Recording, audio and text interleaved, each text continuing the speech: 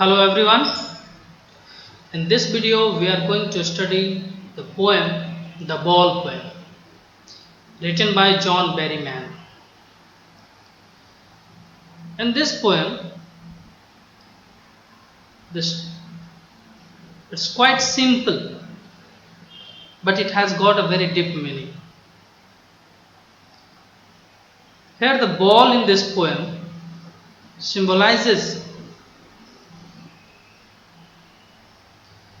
ball here symbolizes all the materialistic things and relationships which we share in our life. Ball is, as you know, it's quite common thing which everyone would have played with and may would have worn it once and even now. In this poem, the ball refers to the person and things to which we are related in this world. The poet has referred to the materialistic things and the relationships and the emotional bonding which we share to our belongings. The poem says, the poet through this poem says that nothing is permanent in this world. Those things will be taken away. If something belongs to you today, then it may be that it will belong to someone else tomorrow. So, in a nutshell, we can say that everything is temporary. Nothing is permanent in this world. You have earned it, whether you have earned it, whether you have achieved it, whether it is a relation, whether it is material, whether it is anything, nothing is permanent. In this poem, there is a boy. A boy loses a ball. He is very upset. A ball does not cost much, nor it is difficult to buy another ball. Why then is the boy so upset? In this poem, there is a boy. He is playing with the ball, and that ball he loses.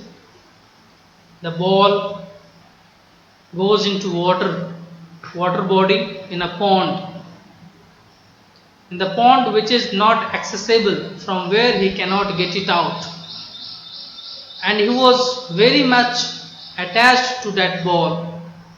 It may be that this ball was with him for a long period of time. Maybe that he shares a number of stories with that ball. It was close to his heart. But accidentally that ball falls in the water body, and now the boy is sad. A ball, as you know, it does not cost much. It's not that the ball that pains the boy. It was the emotional bonding. It was the feeling which he shares with the ball. That pains him. He becomes sad. He becomes gloomy. He keeps watching toward that ball with a thirsty eye, so that maybe that there would be any chance, by any method, it may come back to him. But it was not like that. So the ball, as we saw over here, it's an indirect reference to materialistic things as well as to the relations, the bonding. So it refers indirectly to all these things, materialistic things and relationship. Therefore, we may say that the ball has been used metaphorically in this poem. Now moving to the poem, let's see how the poet has described it. What is the boy now who has lost his ball? What is he to do I saw it go, merely bouncing down the street, and then merely over. There it is in the water. No use to say, oh, there are other balls. An ultimate shaking grief fixes the boy. As he stands rigid, trembling, staring down all his young days into harbor, where his ball went, I would not intrude on him. So it forms an image in your mind. This paragraph, this part forms an image that there is a boy who is playing with a ball which is quite special to him, close to him, and while playing, accidentally by mistake that ball falls into water. And here you can see they were playing this line merely bouncing, merely it means cheerful, happily. That ball went into the water. So it forms an image, and now a boy is standing on the bank of that water body, merely watching, not merely, sadly watching the ball which is there in that water body. So now the first line you can see, what is the boy now? The poem starts as if that everything was in a store in that ball only. The first line suggests that the life of the boy was in that ball only. And now as the ball has lost, now the boy is devastated. He is ruined. There is nothing now. A question mark is over here. What is he to do? What is he to do? The question mark here suggests it's not asking a question. It is used to show. It is used to heighten the situation. Sometimes even you get irritated at your home and you ask your parent, am I your servant? The question which you ask, it is not intended to answer, to get answered. It is intended to show your frustration in that situation. Similarly here, it is said that what is he to do? Now the poet says, I saw it go. The poet has seen that ball going. Where? In that water body. Merely bouncing. Now the ball is being described. How the ball went into water. Merely bouncing. The ball was bouncing. The ball was lively. Why it was lively? Because the child was playing with it. If it would have been lying idle, then it would have been boring. But as the boy was playing with it, it was cheerful. Merely means cheerful. Down the street, first the ball came down to the street. Perhaps the boy was playing somewhere else. From there, ball came to the street, and then again merely word has been used. Over there it is in water body. So from that street it went directly into the water body. So as he was emotionally attached to that ball, the boy was emotionally attached to the ball, and therefore the exclamation mark is used over here. No use to say, oh, there are other balls. An ultimate shaking grief fixes the boy as he stands rigid, trembling, staring down all his young days into harbor where his ball went. I would not intrude on him. So, the poet says that there is no use. There is no use to what? There is no use to convince that boy, to console that boy, that don't weep, don't cry, we have got another ball, I will buy you another ball, or there is another ball in the house. It's nothing like that. He says that there is no use of it. It's not going to satisfy the emotion, the loss of that boy. Now this two line, an ultimate shaking grief fixes the boy.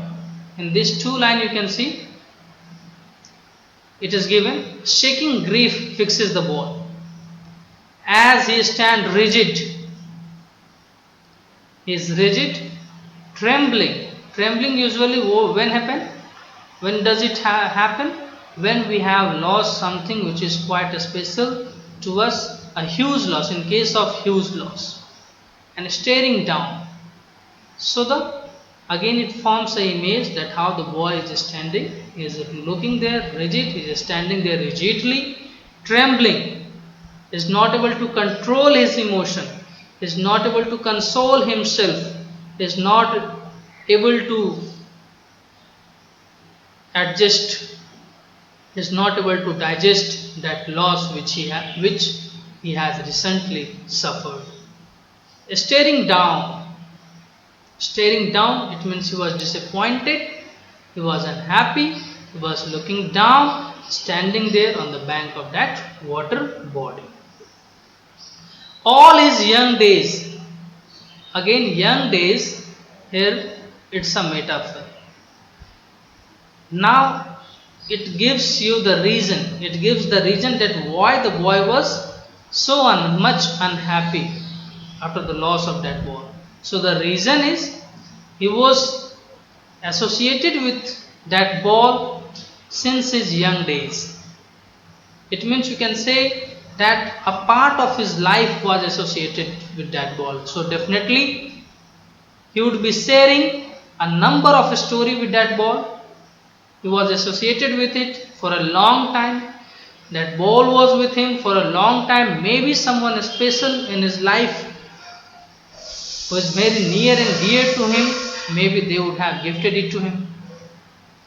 And he shares a long or a span of life with that ball. He has a number of memories with that ball. And now he is lost in reminiscence. Reminiscence means in thought. In thought, and that too particularly of past days, the days which has passed. So now all those memory, where it lies? Now it lies in the arm where his ball went. So his all memories has now been drowned. Now again poet says, in the last line poet says, I would not, the poet says, poet is there watching the situation. He says, I would not intrude on him. Intrude on here to enter in a situation where one is not welcome. You know that recently he has suffered a loss and it would not be a good situation to go to accost him, to speak to him, and that's why the poet says that I don't think it will be better to speak to him right now. Let him alone. Let him overcome the grief which he has suffered, the loss which he has suffered right now. Moving to the next part. A dime. A dime, another ball is worthless. Now he senses first responsibility in a world of possessions. People will take balls. Balls will be lost always, little boy, and no one buys a ball back. Money is external. He is learning well behind his desperate eyes the epistemology of loss, how to stand up, and knowing what every man must one day know and must know many days, how to stand up. So here in the starting, dime means 10 cent. It's a currency of US. Another ball. So he says that another ball will cost only 10 cent. But it was not that the money matters. It's not that he can't buy another ball. It's not that he don't have 10 cent with him. But the thing is, here he was emotionally attached with that ball. Here emotions matter. The time which he has shared with that ball, that matters. The memories which is there in his heart, that matters. He said that another ball is worthless for him. Why it is worthless for him? Because another ball, the bonding which he had with that ball can't be replaced. The ball can be replaced, but that emotion can't be bought. He can buy a ball, but emotions, feeling, that he cannot buy. Now he sends first responsibility. So in this line is the crux of the poem. In this line he says that the poet says that here he has learned the responsibility. Today, before this, he was not responsible as he was child. He never sensed any responsibility in life earlier. But today he has sensed the first responsibility. It means that today he has learned the first lesson of his life. And what is it? That whatever you possess, it's your responsibility to take care of it. It applies to everyone, not only to that boy. Whatever we possess, it's our responsibility to take care of it. So today, he learned the first lesson of life. In a world of possession, now see, now the poem is being philosophical. In the world of possession, what is possession? This world, in this world everyone possesses something, or everyone has desire to possess a number of things. So this is a world of possession. There is no one who is desireless. Everyone has a list of desire. So he says, the poet, therefore he says that this is a world of possession. Everyone wants more and more. So everyone wants to be the richest, and in order to be the richest, and in order to possess everything which is there present in this world, what will happen? Definitely one person will snatch the thing which other person possesses. So he says that in this world of possession, people will take. Why people will take? Because everyone wants to possess many things. A list of a numerous, uncountable number of things, properties, and other material things. So the poet says people will take all these things. All material things, whatever you have, people will definitely take away from you. Balls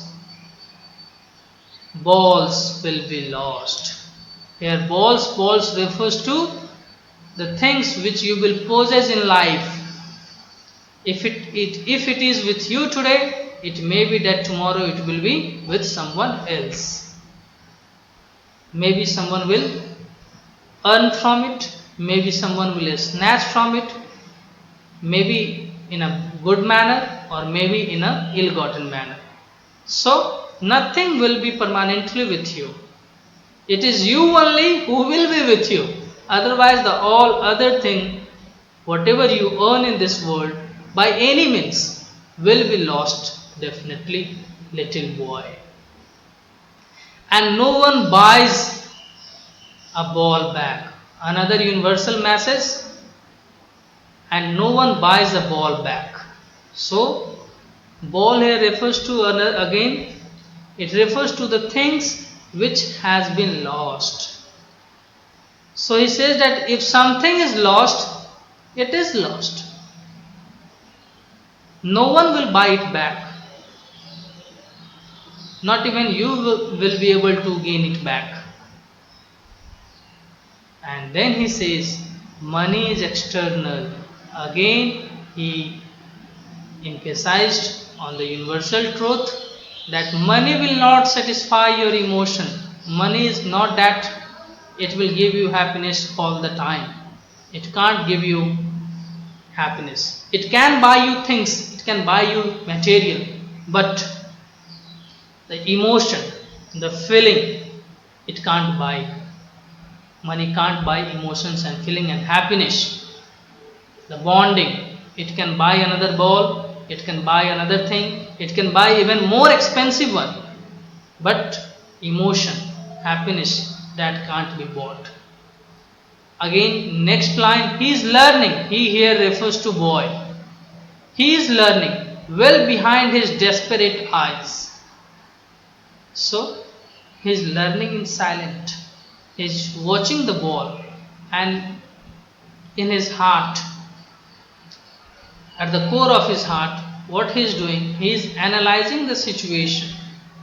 He is analyzing the situation, he is analyzing the laws, that why it happened, how it can be stopped, and how to get it back. All those things, it's going on in his mind, and at the same time he is learning a lesson for coming days, for the future. The epistemology of laws, how to stand. The epistemology of laws, the epistemology here, it's a Greek word. It came from Greek word episteme, which means knowledge. It's the study of nature of knowledge itself. And here epistemology of laws, it means he is analyzing that what it is to lose something. So before this, he has never lost anything perhaps, and therefore today he is analyzing that how does it feel, how a person feel when someone loses something, and particularly those things which is quite close to the heart of the person. So he is analyzing that how it feels and what it feels and how much it pains when a person loses something. This is epistemology of laws. Again, another thing which he learned is how to stand. The first was, in the first part of this line, the boy was analyzing the laws, sensing the laws, he was feeling it, he was analyzing it. But in the second part of this line, he is learning. First, he had made a mistake, he had lost the ball, he has learned the responsibility. Now he is analyzing the loss which he has made, and now he is trying to cope up the situation, he is trying to understand, and he is trying to overcome the situation, he is trying to overcome the grief which has struck him recently. So this is to stand up. Stand up, it means he is trying to cope up the situation. And knowing what every man must one day know, and must know many days, how to stand up. And he says this is the universal truth. Everyone has to know it. Everyone will have to learn it. Everyone learn these types of lesson in life, that what belongs to you will belongs to someone else today. And in life it may be that there are number of things, that it may be someone of your relative, it may be some of material things, but it may be that in coming days in life it will be lost. So everyone need to learn how to cope up the situation, how to stand in that situation, how to build yourself, how to be emotionally strong to cope that situation, because this situation is definitely going to come in everyone's life. It's not that only this boy or someone will suffer and you are not going to suffer this sort of loss. Everyone is going to suffer, because in this world nothing is permanent. This is the meaning of the poem. So once I would like to summarize the poem. A boy is there, he is playing with a ball which is quite close to him, very dear to him. The ball mistakenly, by accident, it falls in the water body, and now he is not able to take out from it. And therefore he is disheartened, he felt the loss, he was very much unhappy. And now the poet says that this is the lesson of life, this is what happens in life, that things which you possess today will be taken away by someone else in coming days. So we will have to learn how to cope up this type of situation. Now coming to the literary device used in the poem.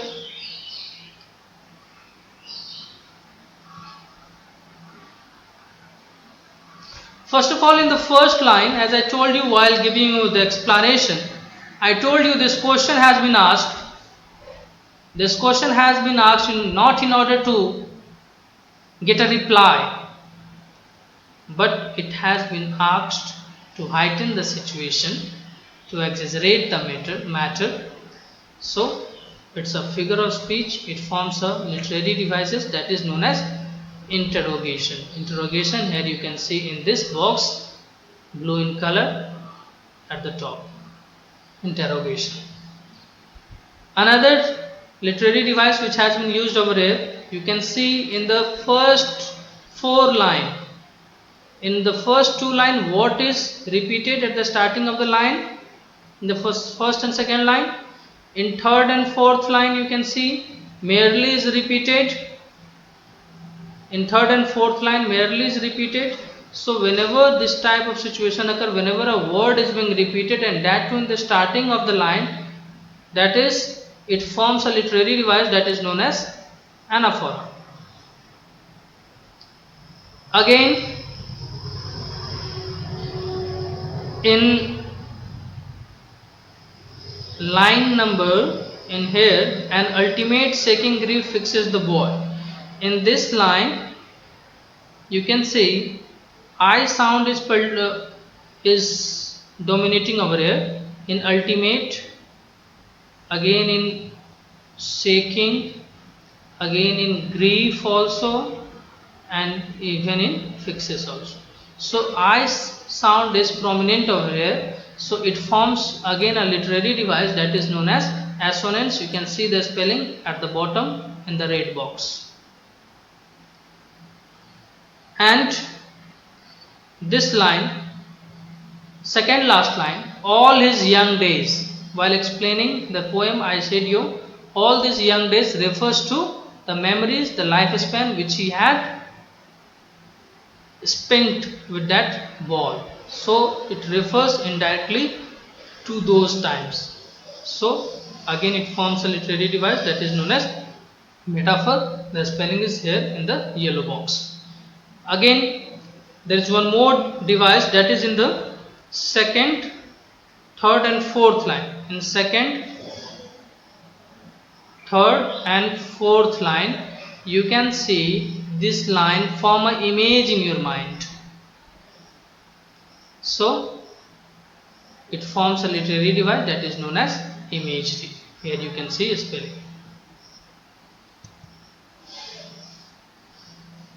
Now the next part, that is, in this part, balls and balls. In fourth line you can see balls and balls is repeated. Balls and balls is repeated. So it forms a literary device that is known as repetition.